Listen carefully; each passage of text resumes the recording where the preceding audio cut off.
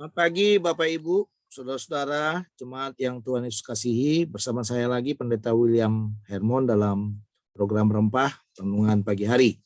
Pagi hari ini kita akan membaca Roma pasal 14 ayat yang ke-13 sampai dengan ayat yang ke-18. Mari kita buka Alkitab kita, Roma pasal 14 ayat 13 sampai 18. Saya membaca buat saudara, karena itu janganlah kita saling menghakimi lagi, tetapi lebih baik kamu menganut pandangan ini. Jangan kita membuat saudara kita jatuh atau tersandung. Aku tahu dan yakin dalam Tuhan Yesus bahwa tidak ada sesuatu yang najis dari dirinya sendiri. Hanya bagi orang yang beranggapan bahwa sesuatu adalah najis, bagi orang itulah sesuatu najis.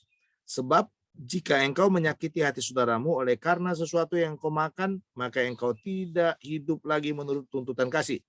Janganlah engkau membinasakan saudaramu oleh karena makanan, karena Kristus telah mati untuk dia. Apa yang baik yang kamu miliki, janganlah kamu biarkan difitnah. Sebab kerajaan Allah bukanlah soal makanan dan minuman, tetapi soal kebenaran, damai sejahtera dan sukacita oleh Roh Kudus.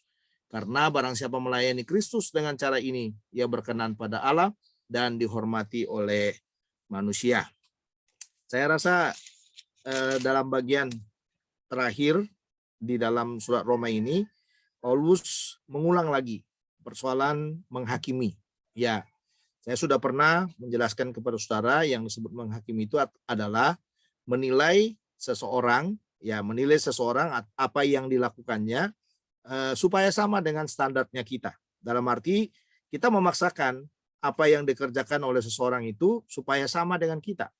Itu kalau pada waktu kita melihat yang dikerjakannya itu tidak sama dengan apa yang ada dalam diri kita, dalam pikiran kita, dalam kehendak kita menganggap bahwa orang itu sedang melenceng atau orang itu sedang melakukan ketidakbenaran.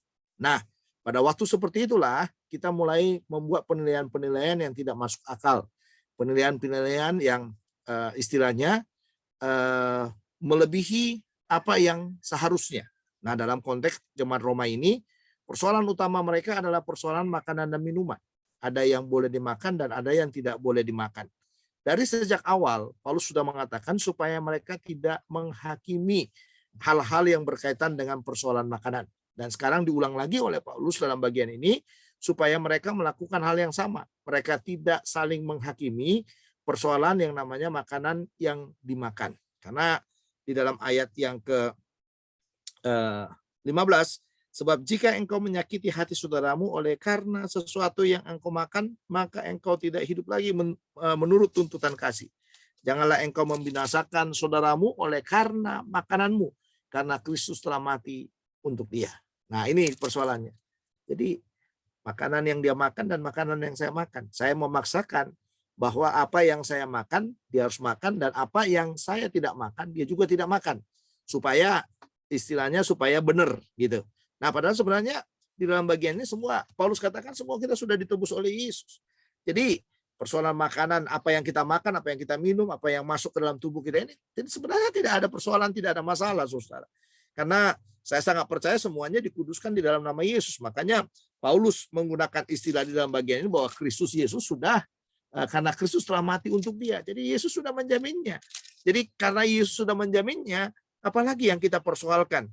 Ya, yang berkaitan dengan makanan dan minuman itu. Semuanya halal, semuanya bisa dimakan. Hanya ingat baik-baik, ya, hanya ingat baik-baik. Apakah itu membangun orang yang ada di sekitar saya, membangun kesehatan saya, membangun kehidupan saya secara pribadi. Kalau enggak, ya enggak usah dimakan. Ya, sekalipun orang makan, mungkin ya kita enggak usah makan. Kalau itu tidak membangun untuk diri kita sendiri atau untuk orang-orang yang ada di sekitar kita. Nah, makanya di dalam ayat yang pertama, ayat yang ke-13, Paulus sudah memulai dengan kata tadi yang saya katakan, janganlah menghakimi. Tetapi lebih bagus katanya, kita menganut prinsip jangan membuat saudara kita jatuh atau tersandung. Dalam arti, kalau kita makan sesuatu, lalu membuat orang menjadi tersandung, lebih bagus kita tidak makan. Ya, jadi segala sesuatu yang bisa kita nikmati dalam hidup kita, membuat orang menjadi tersandung, lebih bagus kita tidak usah makan atau tidak usah nikmati.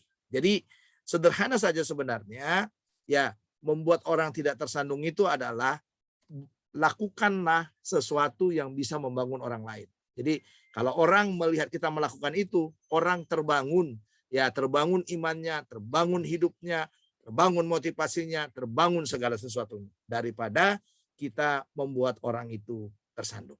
Jadi saudara, mari kita berhenti melakukan hal-hal yang berkaitan dengan penghakiman, melakukan hal-hal yang menilai orang berlebihan. Lebih bagus kita membangun yang disebut bangunlah dirimu, lakukan sesuatu yang membuat orang tidak tersandung. Tuhan Yesus memberkati, mari kita berdoa. Tuhan, terima kasih buat firman-Mu, meteraikan dalam hati kami. Kami sangat percaya Roh Kudus menolong kami untuk melakukannya lagi, mengerjakannya lagi di dalam terang yang daripada Tuhan, supaya kami boleh hidup lebih tepat lagi, tidak menjadi batu sandungan bagi orang lain. Tuhan berkati kami sepanjang hari ini, Tuhan berkati hidup kami, keperluan kami, kebutuhan kami serahkan ke dalam tangan kuasa-Mu. Terima kasih, terpuji nama-Mu. Kami menyerahkan seluruh hidup kami sepanjang hari ini, supaya Tuhan yang membela kami, Tuhan menolong kami dan memberkati kami. Dalam nama Yesus kami sudah berdoa. Amin. Sampai di sini pertemuan kita, program Renungan Pagi Hari. Saya undur dari hadapan saudara. Tuhan Yesus memberkati. Shalom.